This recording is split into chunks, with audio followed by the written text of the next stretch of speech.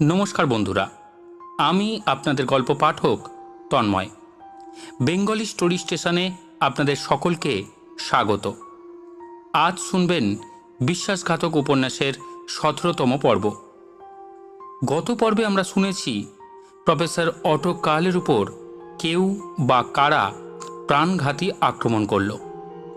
এই পর্বে আমরা জানব প্রফেসর ফুক্সকে ডেকে পাঠালেন তার বাবা, কিন্তু রাশিয়ার ন্যাশনালিটি নিতে বাধা দিলেন প্রফেসর অটো কার্ল। কি হবে এরপর? এখনও যে সকল বন্ধুরা আমাদের এই চ্যানেলটি সাবস্ক্রাইব করেননি তারা অবিলম্বে সাবস্ক্রাইব করে দিন।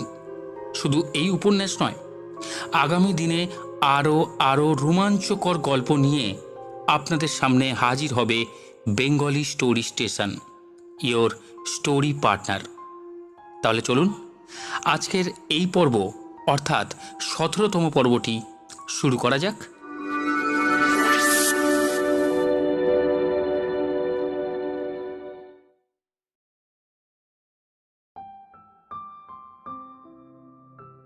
এই ঘটনার মাসখানেক পরে হঠাৎ মুক্তিপথের সন্ধান পেল clause ফুক্স।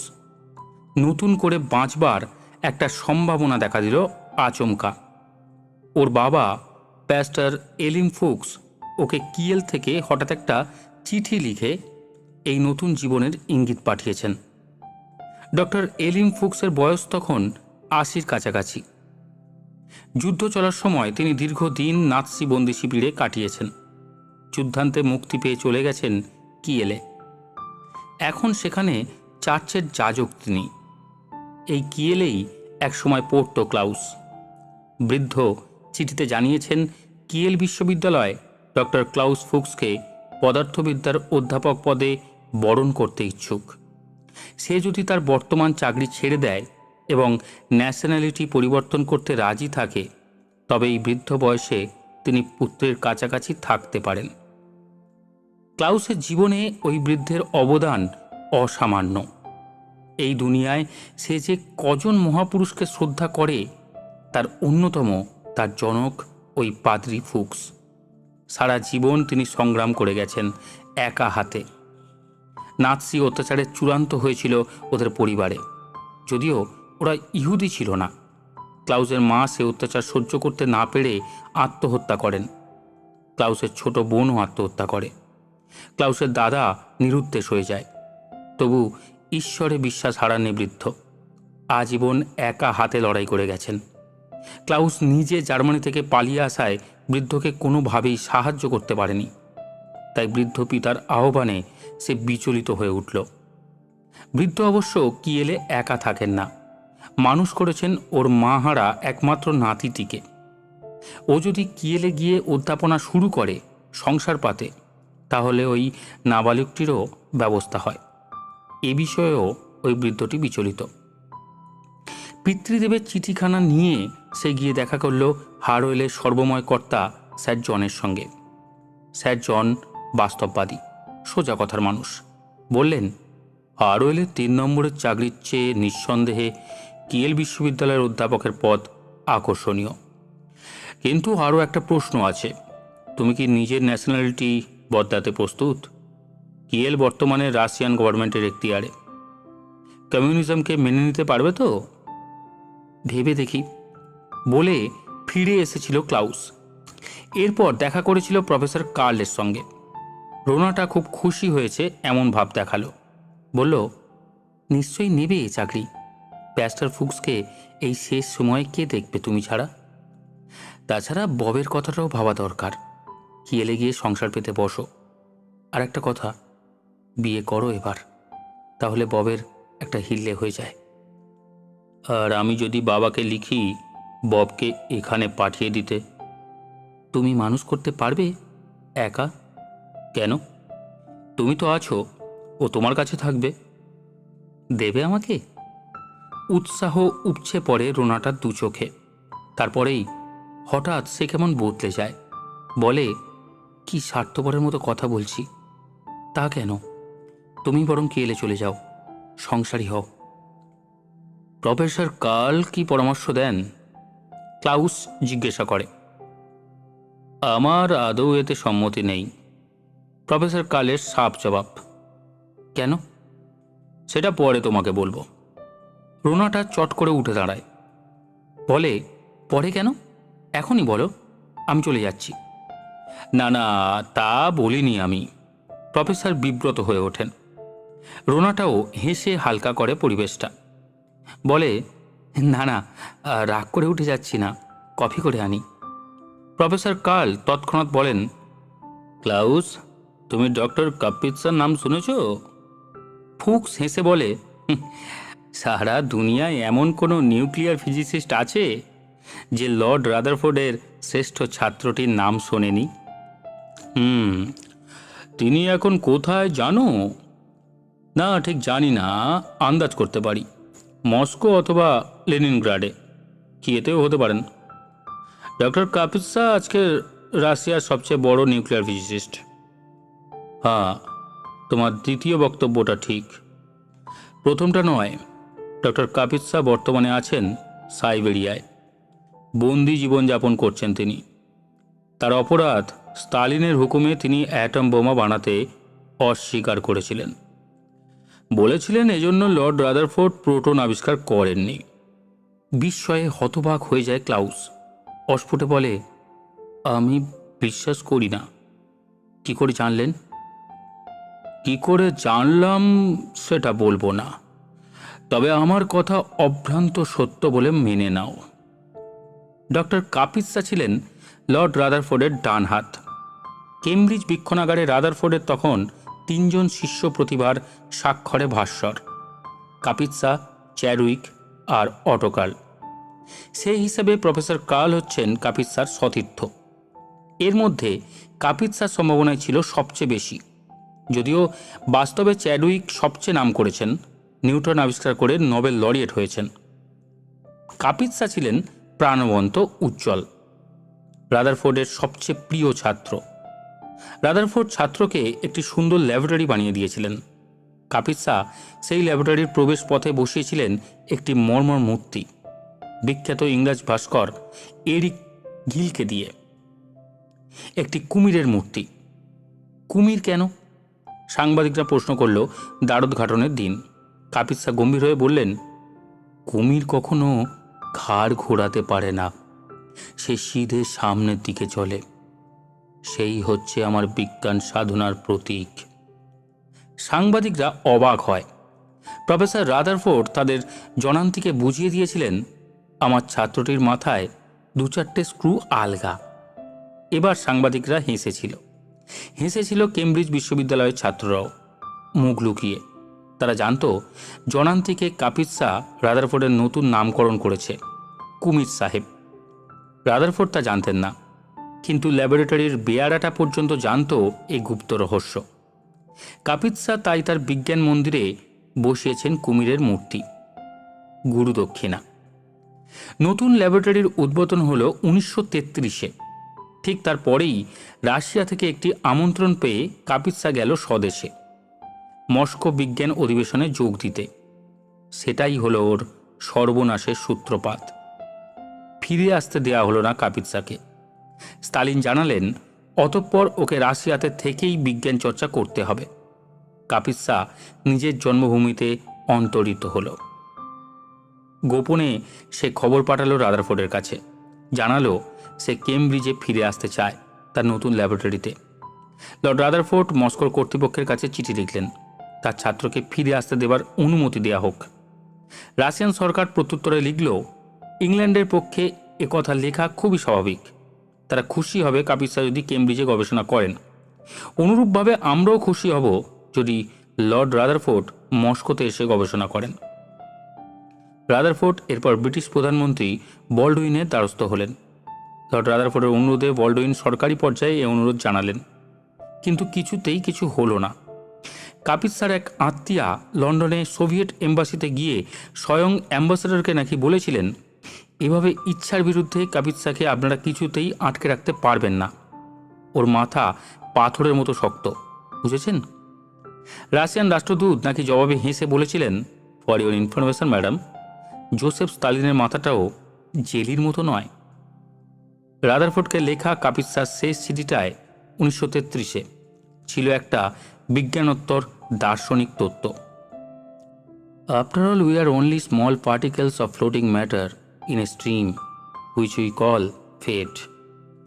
All that we can manage is to deflect our tracks slightly and keep the flow. The stream governs us.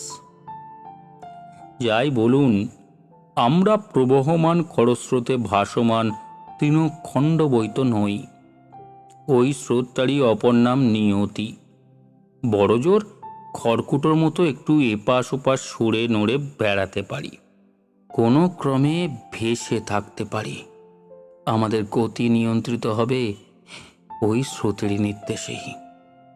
এরপর রাদারফোর্ড যা করে বসলেন তা তার মতন আত্মভোলা বৈজ্ঞানিকের পক্ষেই শুধু সম্ভব। তিনি কাপিৎসার জন্য তৈরি সদ্য সমাপ্ত ল্যাবরেটরির সব যন্ত্রপাতি ভেঙে ফেললেন, বড় বড় ক্রেটে সমস্ত যন্ত্রপাতি ভরে পাঠিয়ে দিলেন মস্কোতে।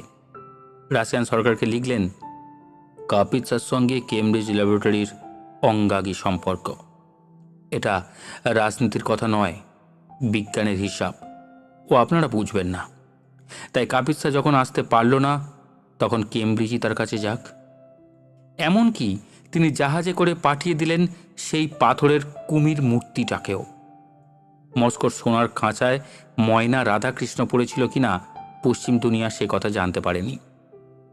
এরপর লৌহ যবনিকার এপারে বহির্বিশ্বে কাপিৎসার কণ্ঠস্বর মাত্র একবার শোনা গিয়েছিল, 1946-এ বিকিনি অ্যাডলে যখন আমেরিকা থার্মোনিউক্লিয়ার বোমার বিস্ফোরণ ঘটালো, তখন কাপিৎসার একটা বাণী কেমন করে জানি লৌহ যবনিকা ভেদ করে এপারে আসে। কাপিৎসা বলেছিলেন, to speak about atomic energy in terms of atomic bomb is comparable with speaking about electricity in terms of electric chair. পারমাণবিক শক্তির প্রয়োগ হিসেবে যারা পারমাণবিক বোমার কথাই শুধু চিন্তা করতে পারেন, তারা বোধ করি বিদ্যুৎ শক্তির প্রয়োগ হিসেবে ইলেকট্রিক চেয়ারের কথাই শুধু ভাবেন। অনেক পরে জানা গেছে কাপিৎসা সোভিয়েত সরকারের নির্দেশে বেশ কিছুদিন তার বিজ্ঞান মন্দিরে কাজ করেন।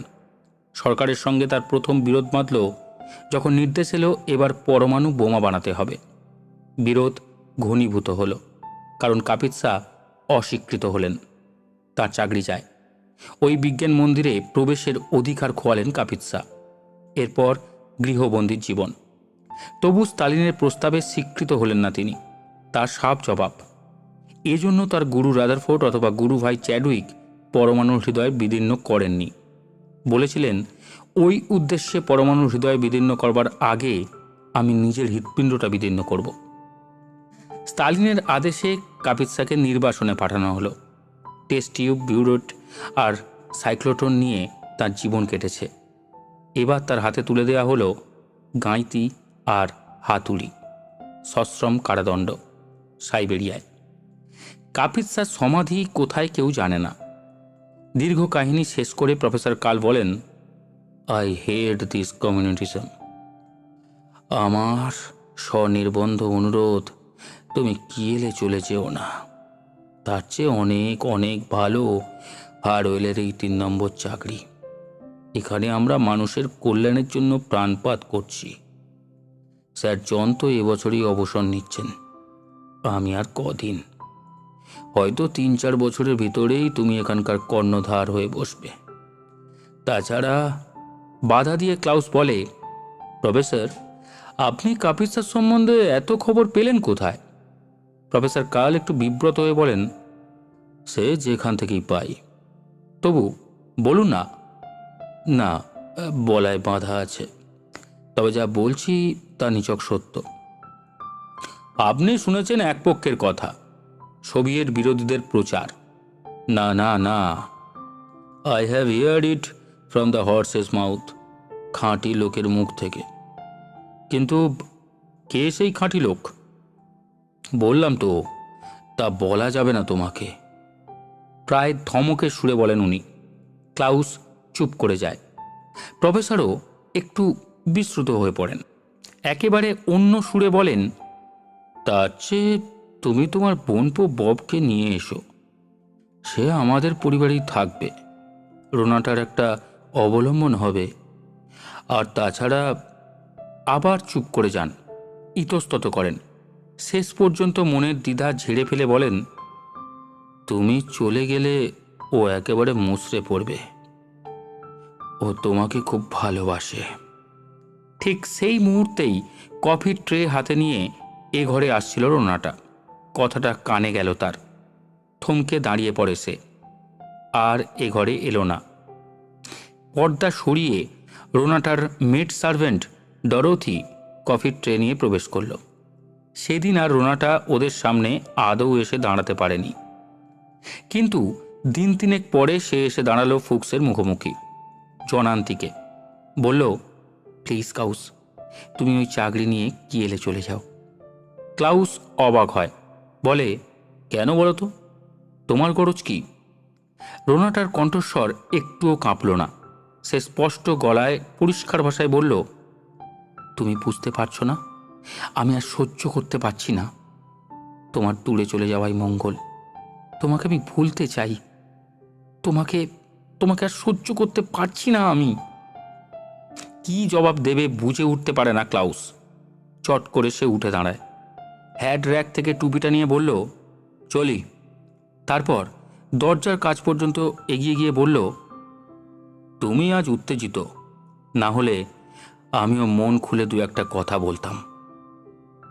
সমাহিত স্বরে রোনাটা বলে, কেন, আমাকে কি উত্তেজিত মনে হচ্ছে?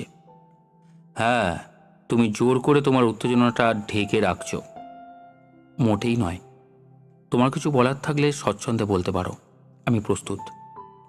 ক্লাউস ফিরে এসে বসে তার চেয়ারে, বলে, সব কথা প্রফেসরকে খুলে বললে কেমন হয়? সব কথা মানে? তুমি তাকে ডিভোর্স করতে চাও, আমি তোমাকে বিবাহ করতে চাই। বিদ্যুৎ স্পৃষ্টের মতো উঠে দাঁড়ায় রোনাটা। মুখখানা সাদা হয়ে যায় তার, ঠোঁট দুটো নড়ে ওঠে। তারপর আত্মসম্বরণ করে, স্পষ্টভাবে বলে, এই কথা আর কোনোদিন উচ্চারণ করো না। ধীর পদে চলে যাবার জন্য পা বাড়ায়। ক্লাউস পিছন থেকে বলে, কারণটা বলে যাবে না? দ্বারের কাছে দাঁড়িয়ে পড়ে রোনাটা, বলে, প্রয়োজন ছিল না।